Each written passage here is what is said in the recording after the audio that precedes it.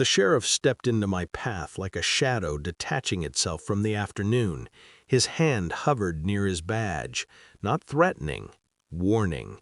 He leaned in, close enough that I could smell his coffee. "Don't let her out of the car," he whispered. "Pretend your engine won't start." I almost laughed. Almost. Then his voice went cold. "Please do as I say. There's no time to explain." I gripped the steering wheel harder. My daughter hummed softly in the back seat, swinging her feet, trusting the world the way only children do. The front door of my father-in-law's house stood open, too open, curtains drawn in daylight. I turned the key. Nothing. Or rather, I let it be nothing. I lifted the hood, acted flustered. The sheriff moved away, already on his radio. That was the moment I understood. Whatever was waiting inside that house wasn't family anymore.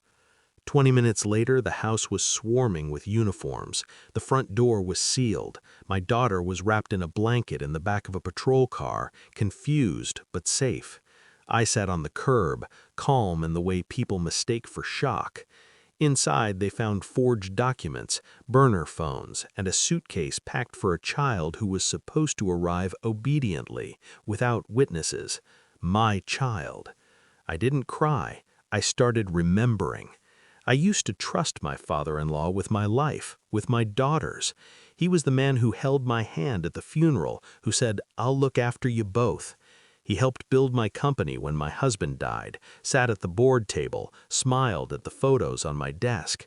Family, he called it. What he meant was leverage. I missed the signs because I wanted to.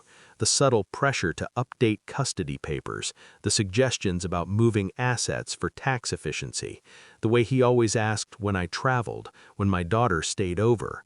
Love can be camouflage. The first crack came 6 weeks earlier. A banker called me by mistake, congratulated him on the upcoming transfer. My name wasn't on it. My daughter's trust, set up after her father's death, had been quietly amended. I smiled, thanked him, hung up. Pain came later. Planning came first. I installed cameras, logged calls, had my lawyer pull every document he'd ever touched. I let him think I was distracted, grieving, tired. I let him underestimate me. He always had. The sheriff found me because I left breadcrumbs, anonymous tips, patterns, enough smoke to make law enforcement curious, not enough to spook him.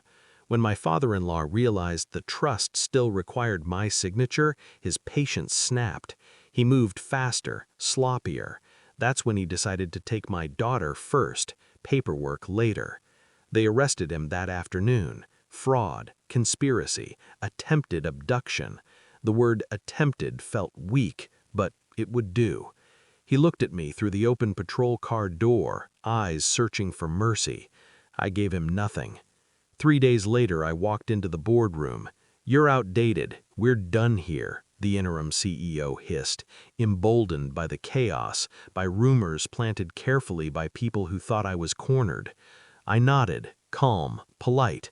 "Understood," I said.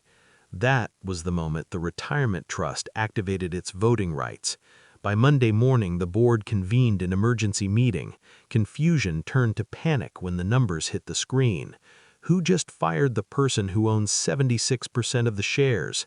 I watched comprehension crawl across their faces, one by one. My father-in-law had tried to steal what he helped build. In doing so, he handed me everything, documented, undeniable proof of fraud that voided his stake entirely. Justice isn't loud, it's precise. The confrontation came quietly. No shouting, no tears, just paperwork sliding across a table in a visiting room that smelled like disinfectant and regret. "You ruined me," he said. I met his eyes. "No, you tried to ruin a child. I stopped you." Power shifted, permanently.